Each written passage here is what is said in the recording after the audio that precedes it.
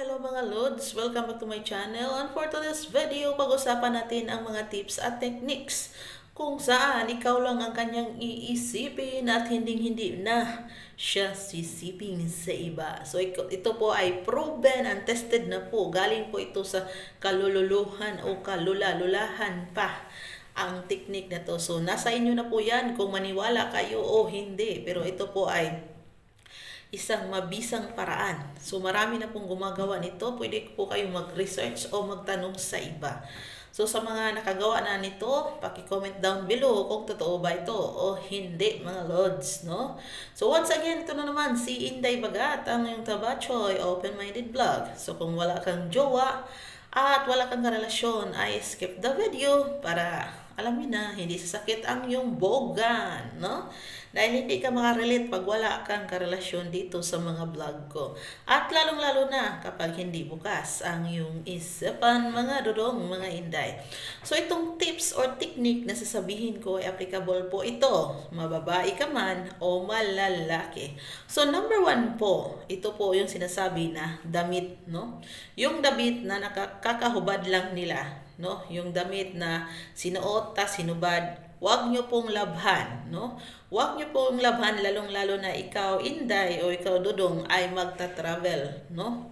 Dalhin mo ito sa pag-travel mo. At yon ang gagawin mo ay wag mo to siyang labhan, dalhin mo siya, at ilagay mo to sa iyong unan o sa ilalim ng punda. At yun ang gawin mong, ano ba, diba? Sa ilalim ng, ang unan natin, binabalot sa punda. So, lagay natin doon, no? Sa unan. Basta unan. Ang hirap nyo naman kausap. So, yun na nga. Yung para pang natulog ka, lagi mo siyang maamoy at lagi mo siyang nakadikit kung baga. So, nandun siya sa unan. Hindi mo siya nalabhan. So, dalawa lang po yan. Yung walang laba, no? Yung sinuot na walang laba. Either yung damit o na pang itaas or damit na pang nasa inyo na po yan. Yes, proven and tested po na ikaw lang po talaga yung palagi niyang iisipin at lalong-lalo na no sa gabi ikaw lang talaga at hindi talaga yun magbabalak pa na maghanap ng iba, no?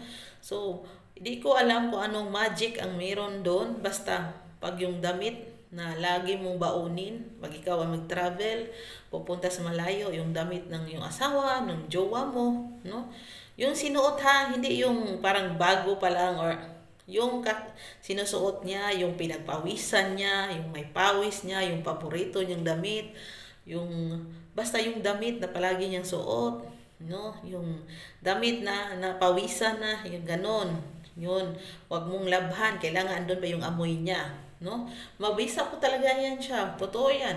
Ang iba naman, yung mga asawa po na buntis, tapos manganganak, mag-iwan yung tatay or nanay ng damit, ay nanay, yung tatay pala, mag-iiwan yung tatay ng damit, no? Kasi magta-travel, tapos manganganak yung asawa, tapos wala doon yung lalaki, so mag-iiwan ng damit, tapos yun ang yung bang pag ano ng bata, yun ang iano sa bata.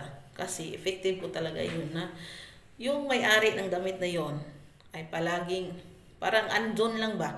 Kumbaga hindi mawaglit sa isip mo yung tao na yun, no? Yung siya lang palagi ang andun, no? So maniwala kayo o sa hindi, proven and tested po talaga yan na sure ball kahit sabihin pa natin dyan. Kaya bitang iba may koleksyon, may souvenir, di ba? Kasi nga, mabisa po talaga. Kaya yung sabihin natin ng mga ano dyan, no? Mga noloko. walang ganun, Mars. Hindi yan makapagloko dahil yung amoy, na-addict na yun sa amoy mo. Na-addict na yun sa baho ng katawan mo. Na-addict na yun sa, ano ba yun? Yung, kung nakakita kayo ng pelikula, nalimutan ko yung title niya eh, na itong katawan natin, no, yung pawis natin, no, is something na pwedeng gawing perfume, no? May particles doon na pag hinahalo sa perfume ay mas lalong na ano ba na nakakahalimuyak, nakaka-addict, no? So yung movie na yun, kung i-connect to sa video ko, pareho, no? Kasi yung movie na yun, yung mga tao na gano'n na pag na smell yung katawan ng tao is nalalaman na ito talaga yung target nila, yung kikidnapin nila para yung pawis noon ginagawa isa sa mga ingredients na ginagawang perfume. So nalimutan ko yung pelikula na yun. Basta maganda. Andun. Nalimutan ko ang title na yun. So yun po yung konektado niya kasi yung amoy ng katawan natin, yung ano natin is nakakabighani. So kung gusto mo ma-addict yung jowa mo, kung gusto mo ma-addict yung na ikaw lang talagang iisipin. Yun na nga yung sinabi kong technique. So sana gawin ninyo para hindi na yun mangaliwa, magiging right na yun, hindi na pupunta sa kaliwa kundi sa right na, magbaon ng damit nila, mapaitaas man yan o mapababa.